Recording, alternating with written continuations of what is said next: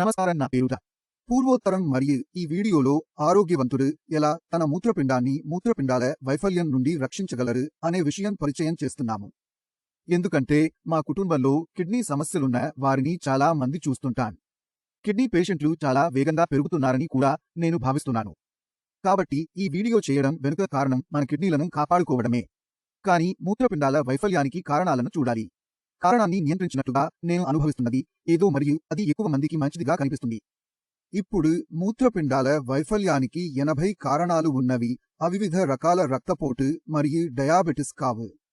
మూత్రపిండాల వైఫల్యం నుండి మనల్ని మనం కాపాడుకోవాలంటే మన సమాజం ఈ 2 వ్యాధులకు దూరంగా ఉండాలి.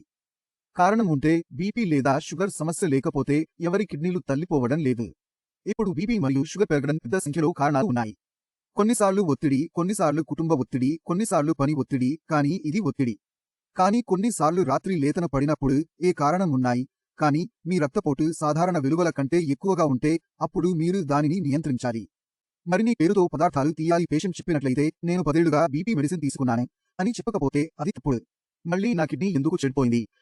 బీపీ మెడిసిన్ తీసుకున్నా, షుగర్ మెడిసిన్ తీసుకున్నా, బీపీ చెక్ చేసుకోకపోయినా, మెడిసిన్ తీసుకున్నా బీపీ కంట్రోల్ లోకి వస్తుందో లేదో నిర్ధారించుకోరు. ఇది అతి పెద్ద పొరపాటు. మీరు మందులు తీసుకుంటుంటే మందులు తీసుకునే ముందు మీ రక్తపోటును తనిఖీ చేయండి. ఉదయం మెడిసిన్ తీసుకోవడం ముందు బీపీ తనిఖీ చేయాలి. ఉదయం బీపీ ఎక్కువగా వస్తోందంటే రాత్రి బీపీ పెరుగుతోందని అర్థం. ఇప్పుడు మీరు మందును నియంత్రించినట్లుగా ఊహించండి అని ప్రయత్నించండి.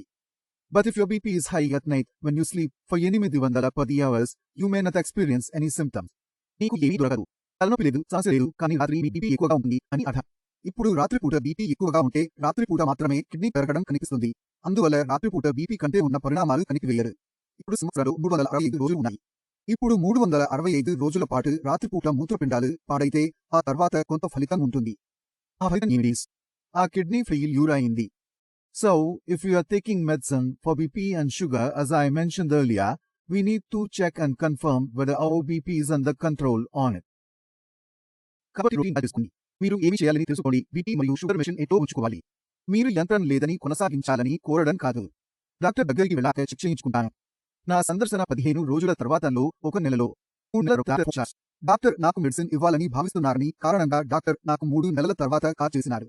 మీ శరీరంలో ఆ నియంత్రణలు రావడం అవసరం కాదు.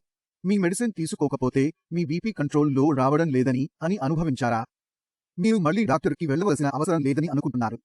కాబట్టి ఇది మీ తప్పులలో ఒకటి. బీపీని మేనేజ్ చేసుకోవాలంటే ఆహారంలో ఉప్పు తగ్గించాలి. మీ శరీరానికి వ్యాయామాన్ని జోడించాలి. దానివల్ల ఎలాంటి తేడా ఉండదు. ఎట్టి పరిస్థితుల్లోనూ ఆ పని చేయక తప్పదు. మిస్ అయితే మీ సమస్యలు రాస్తాను. కిడ్నీ ఫెయిల్ కాకపోతే సమస్యలు వచ్చకుండా ఉంటాయి. పూర్తయింది. ఇప్పుడు మీ బీపీని కనీసం 2 వారాలు ఒకసారి తనిఖీ చేయాలి.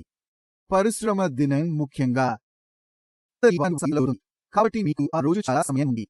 మీ శరీరంకు కొన్ని సమయం ఇవ్వడం కూడా చాలా ముఖ్యం. కాబట్టి రోజుకు 3 సార్లు బీపీ చెక్ చేసుకోండి. ఇంకా రాస్తూనే ఉండండి. ఏదైనా స్థాయిలు పెరిగితే మీరు ఇక్కడ చర్య తీసుకోవాలి అని మీరు తెలుసుకోవచ్చు. ఇప్పుడు కిడ్నీలకు కలిగే డయాబెటిస్ విషయంలో 200 ఉంది. మీ షుగర్ లెవెల్స్ 200కి పోయితే అది కిడ్నీలకు హాని కలిగిస్తుంది.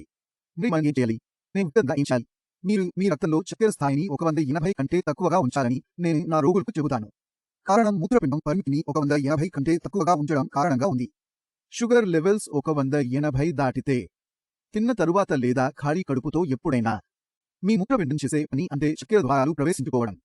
And the kidneys start flushing out the excess sugar from the body through urine. ఈ ప్రక్రియలో కిడ్నీ కూడా కష్టపడుతుంది. మనం ఏం చేయాలి?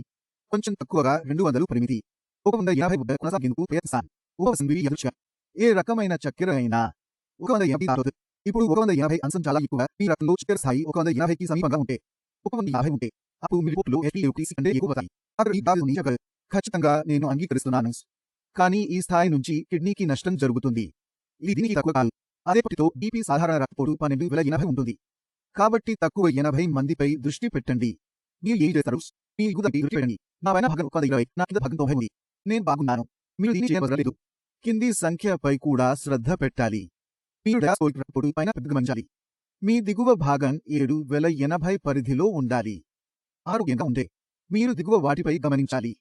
మీ తక్కువ రక్తపోటు 7080 రేంజ్లో ఉండాలి. ఆరోగ్యంగా ఉంటే మీరు కిడ్నీ విఫలతలో ఉన్నట్లు ఉన్నారో ఆపరేషన్ కొన్ని మార్పులు ఉంటాయి. ఎందుకంటే ఈ 1280 రక్తపోటు మనం వింటున్నాం. ఇది సాధారణ ఆరోగ్యకరమైన వ్యక్తుల సగటు రక్తపోటు. అర్థం ఉండటానికి మీరు ఆరోగ్యవంతం అవ్వాలి. కానీ మీ మూత్రపిండాలు విఫలమైతే మీకు ఇవి సాధారణ పరిమితిలో ఉన్నాయా? కాదు.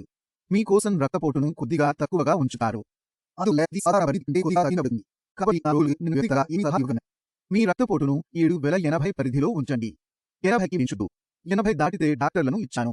వారిని పిలవండి. నా బ్లడ్ ప్రెషర్ పెరుగుతుందని చెప్పండి. కాబట్టి వారు మందును కలుపుతారు మరియు మీ రక్తపోటును కొద్దిగా తగ్గిస్తుంది. అది సులభంగా 7080 రేంజ్లో ఉండాలి. ఈ రెండు వ్యాధులను నియంత్రించగలిగితే అప్పుడు కనీసం 80 ఏళ్లు దాటినా కిడ్నీ ఫెయిల్యూర్ అవకాశాలు ముగిసిపోయాయని అనుకుంటారు. ఇప్పుడు మిగిలిన 20 వారి గురించి మాట్లాడాలి. 20లో ఏర్పడిన కారణాలు: IgAN nephropathy, polycystic kidney, lupus nephritis. ఈ వ్యాధులు బీపీ, షుగర్ పై ఆధారపడవు. ఇవి అనారోగ్యం వల్ల వచ్చే వ్యాధులు. కాబట్టి ఈ వీడియోలో మనం దీనిని కవర్ చేయకపోవడం కావాలి. దీనిపై మరో రోజు చర్చిస్తాను. వాటిపై ఎలా చేస్తారు, వాటి నుంచి ఎలా రక్షించాలి. కాబట్టి ఈ వీడియోను చూడండి. మీరు అర్థం చేసినట్లు ఆశిస్తున్నాను. మాత్రమే బీపీ మరియు షుగర్ని నియంత్రించినా మేము మన కిడ్నీలను చాలా మంచిగా రక్షించవచ్చు. మూత్రపిండాల వైఫల్యం నుంచి మీరు చేసిన లోపాలను సరిగా పరిష్కరించాలి.